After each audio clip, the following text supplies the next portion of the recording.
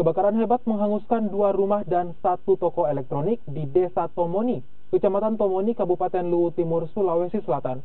Tidak ada korban jiwa dalam kejadian ini, namun kerugian ditaksir mencapai miliaran rupiah.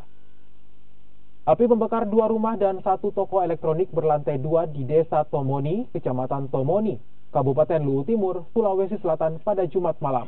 Api diduga berasal dari warung makan yang bersebelahan dengan toko elektronik Surya Kencana.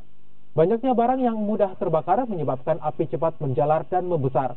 Warga yang berada di lokasi kebakaran berusaha memadamkan api dengan alat seadanya sebelum pemadam tiba.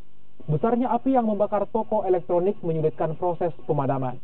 Untuk menghindari korban jiwa, aliran listrik PLN sementara dipadamkan.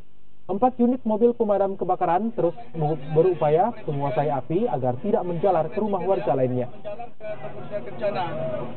Untuk kemasan elektronik mebel 8 sebelah ini menjalar ke sebagian ke gudang toko Brida.